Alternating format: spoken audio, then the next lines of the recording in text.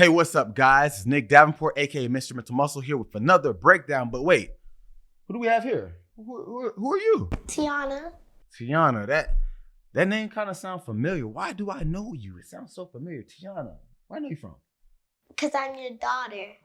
Oh, yeah. This is Mini Mental Muscle. This is Tiana. And how old are you, Tiana? 8.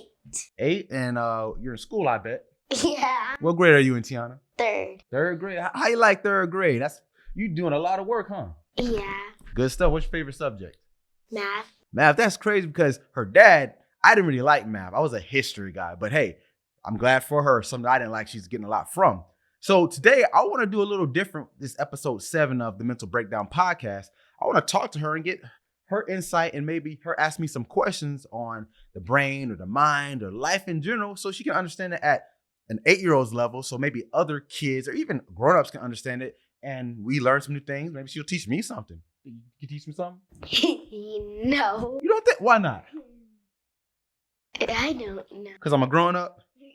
No. You can teach me something. Well, before this is over, she's going to teach me something new. It could be anything. But to start off, let's get into some questions for me. So feel free to ask me anything. What do you want to know? Let's see if Daddy can break it down. How do people see?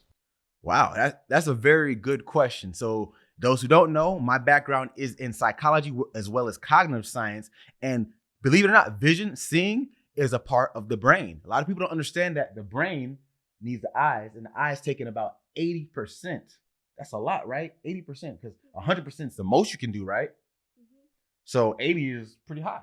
What are the other senses? There's seeing. And hearing. Hearing. Smelling. Tasting. One more. Touch. Feeling. Now, feeling, touch. So the thing is, there's more than just those 5. But we're going to talk about vision, seeing. Now, the reason I said 80% of all those senses, 80% of it goes to your vision. Now, when we see an object, right, the light bounces off said object, and then it reflects to our eyes. It takes in the image, and it goes through our eyes, and it gets turned into an electric signal. Can you believe that? Electricity going through your eyes, right? So the image is turned into an electric signal, and then after that, it goes to the region in the back of the brain called what? The occipital lobe. Can you say that? Occipital lobe. Occipital. Exactly. Occipital lobe. So Occipital lobe. When the light goes off the image, it goes through your eyes, it goes through an electric signal to the back of your brain very quickly. Called the occipital lobe. And this makes the image actual process in your brain so you can make sense of it, whether it's memory, whether it's your ability to move through the area so you can make sense of how to see something, remember where it's placed, what it looks like, so you can use it later. So if I say, explain that back to me the best you can. What's the first part when you look at something? What happens? So the object or the image will reflect into your eyes. But what happens first before that? When the lights. Because of the lights, if it will reflect the object or the image will reflect into your eye to the from the occipital. Occipital. That's a tough word, I know. Because if the lights were off, you couldn't see anything. And good job. Exactly. So when the lights are off, that's why we can't see, because there's no light to bounce off the object, such as the wall, a chair, and you bump into a chair. What happens? Ouch, it hurts, right? Mm-hmm. So this is why. That's a great point she made. So that's why I turn off the lights. It makes it hard for us to see because there's no light to bounce off the objects we're looking at to send the signal to tell us where to go and what we're making sense of. So good job. Give me a pound. All right. So that's pretty good. So let's go to another question. What else you got for me? Why do people get sad? Why do people get sad? Have you ever been sad? Yes. Have I ever been sad? Yes. We all get sad, right? It's part of being human. Mm-hmm. So is anything particular that makes you sad? Like if a family member died. That's very sad. And I know I get sad sometimes. That's just a part of life. But the thing is, we have to deal with it the best way we can and move on and be strong for our family and friends and loved ones. Now, the question was, why do people get sad, right? So there's no one answer to that, Tiana.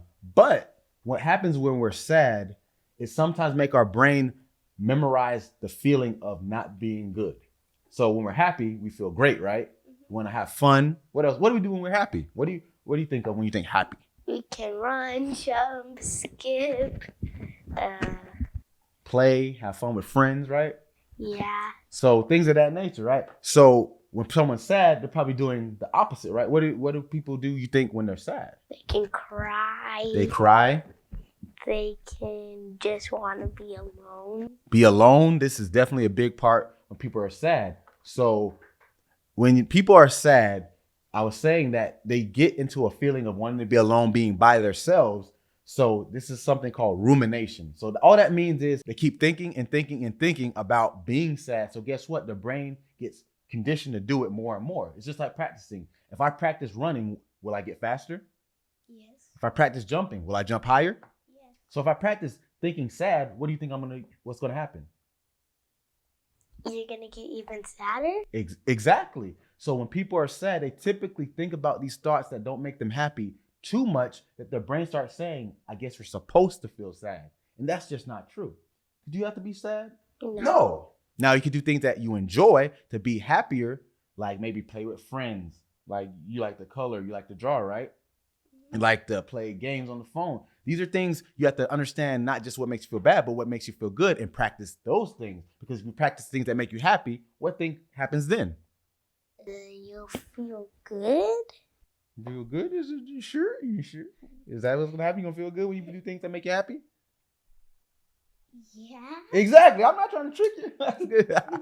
But yeah, so that's why people get sad typically when things happen to them, like a sad event, like you said, someone passing, or maybe you had a bad day at school, or maybe you didn't win at the game. That might make you sad. And that's okay. But it's about getting out of it. Like you said, being alone is not a bad thing. Sometimes you have to be alone.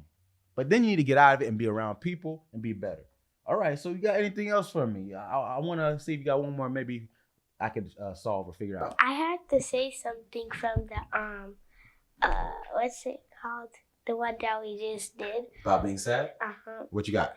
So in school, we were learning about emotions, and my teacher said everybody has emotions. That's and true. If they don't have emotions, they're a robot. They are a robot. I have no emotions. That's what she meant? Yeah. So your teacher is not very wrong at all, because what she meant was you don't actually become a robot if you have no emotion, because we're humans, right? But what she means is robots are programmed, meaning they only feel what they're told to feel. So someone who doesn't show a lot of emotion tends to not show how they feel to other people, and they can't understand and get closer to them.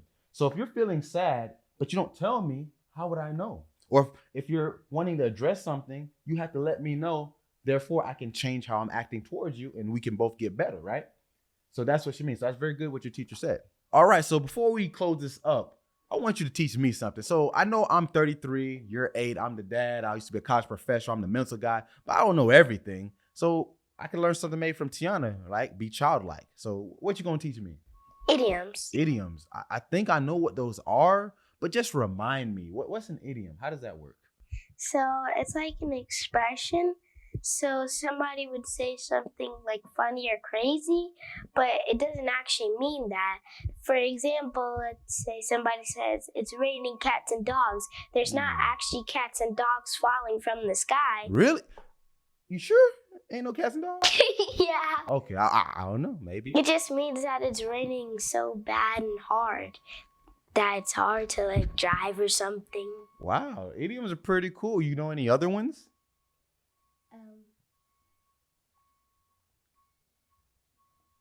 I think I know one. Have you ever heard the one, every dog has its day?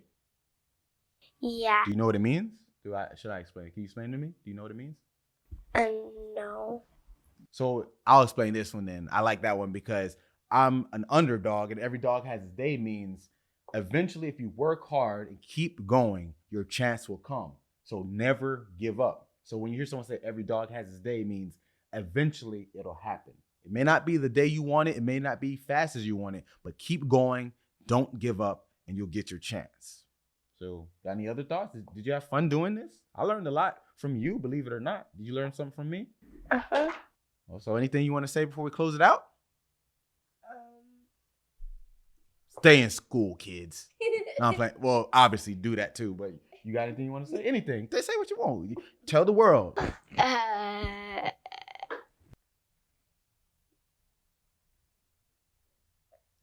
Tiana, a woman of many words. Well, we'll close it up with that. So thank you guys for tuning in, letting us break it down, and getting your mind right.